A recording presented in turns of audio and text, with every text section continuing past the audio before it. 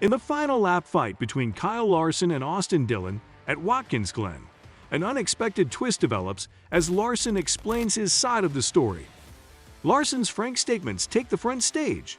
"I wasn't trying to crash him. I was trying to maintain leverage." Apart from this, what about the other Hendrick Motorsports drivers who had a disappointing day? Wanted the whole drama of Sunday's race? Then, join us as we delve into the intensive strategy and split-second decisions that resulted in this high-speed clash. But before we dive into that, do subscribe to our channel and hit the like button.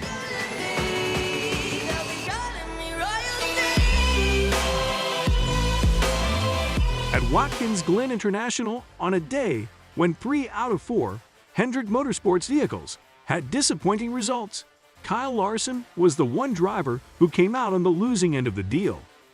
In a race that he dominated the previous year, winning both the Xfinity Series and the Cup Series event, the driver of the number 5 Chevrolet Camaro ZL1 was unable to mount a threat to the race's front runners.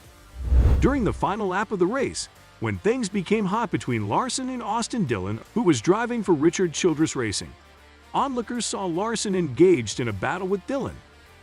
At the moment the checkered flag waved, William Byron was in the process of cruising to his 5th victory of the season at Watkins Glen International, while Kyle Larson was observed running deep into the last turn. Both cars were observed spinning out of control after making contact with the driver of the number 3 Chevrolet Camaro ZL1 as they attempted to go around the right-hander. As a result, both cars dropped back in the pack after vying for position 19 in the race. The number 5 Chevy driver's increased aggression can be explained by the fact that the incident occurred as a result of Kyle Larson locking up entering the last corner of the track after he thought he was pushed wide by Austin Dillon in the previous corner on the same lap. This caused the incident. After stepping out of their vehicles and onto the pit road, it was reported that both drivers engaged in conversation with one another. Larson vented his fury to front stretch as he reflected on his performance, stating, we just had another really good car here, and the race was just playing out how it was playing out, and we were able to run those guys down, and then I just sped on pit road and killed our race from there. So pretty upset with myself once again, but another fast car. Larson's last lap of the race was probably the most exciting and remembered part of the whole thing. Since both cars lost control, they fell back to the back of the pack after fighting for 19th place. In his recounting of the event, Larson provided the following explanation.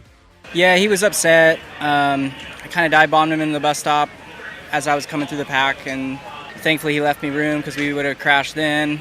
And then, a handful of laps later, he got upset exiting the bus stop, and I had to run and just nudged him a little bit up off the bottom, and I guess that really ticked him off. So he got into me in turn 10, and I really honestly wasn't even trying to crash him in the last corner. I was just trying to maintain leverage into the final corner there, and got in hot and hit him and crashed. So just a frustrating result to what was going to be a good day. Kyle Larson has acknowledged his goal to improve his performance in front of the playoffs in the final race in the Cup Series, which will be held at Daytona International Speedway. I know we still have Daytona left before the playoffs, but are you going to be relieved, or is the pressure going to be more on when the playoffs begin for you? I don't know. I just got to quit, screwing up and making little mistakes that turn into big ones. At Watkins Glen International on Sunday, just one of the 4 NASCAR Cup Series entrants that Rick Hendrick fielded was able to visit victory lane, while the other 3 drivers finished outside of the top 20 positions.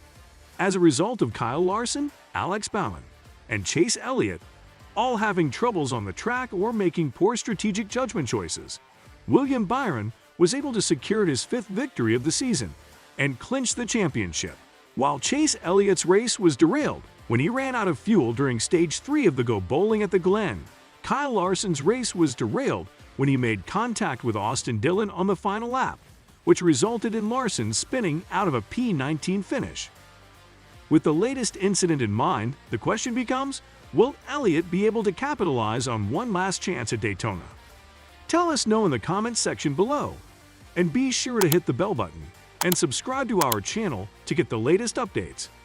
Alex Bauman, who was driving the number 48 Chevrolet Camaro ZL1 for Hendrick Motorsports, was the best finisher after Byron. After the 220-mile race, he was in P23.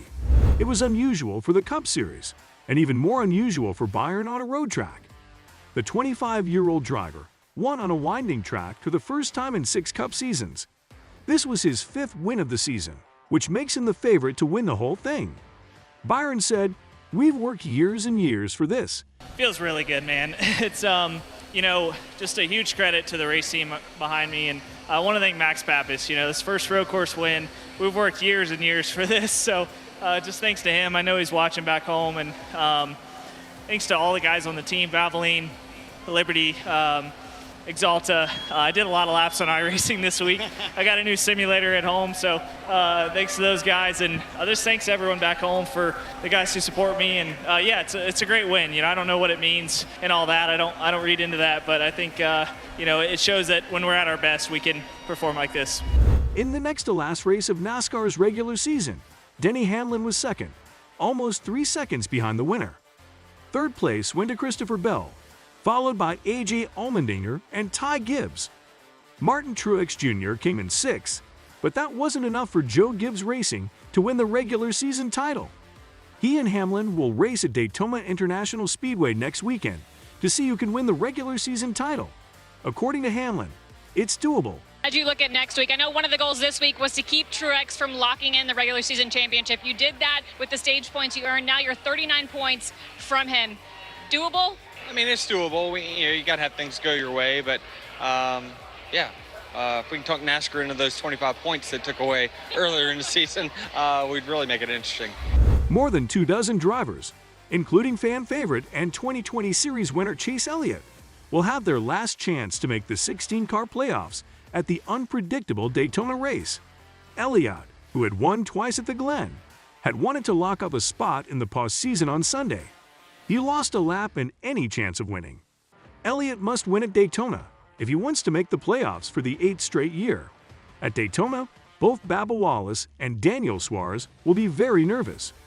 They and Gibbs are in a close race for the 16th and last spot. Wallace said, "Still stressful as hell." Just a great day for the 23 team. Now we get to go into Daytona. Still stressful as hell, but that takes a little bit of the edge off for sure. Former series winners Kevin Harvick and Brad Keselowski calmed their concerns by winning playoff spots at the Glen, both securing slots because Byron was a repeat winner. Keselowski said, "Yeah, what's great for us going into Daytona is we can go there and just have fun.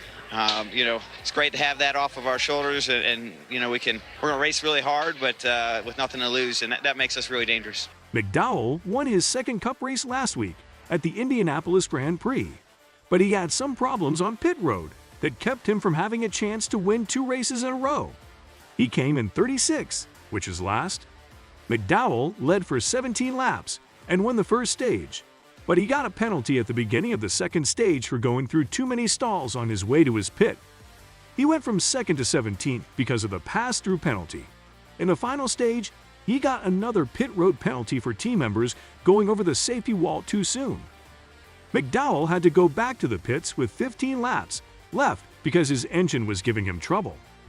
The next and final race of the regular season for NASCAR will take place at Daytona International Speedway the following weekend. After that, the drivers will compete in the postseason playoffs in 2023. That's all for today. Hope you enjoyed it. And don't forget to subscribe to our channel to see more of our videos on NASCAR updates. Look forward to seeing you in the next video.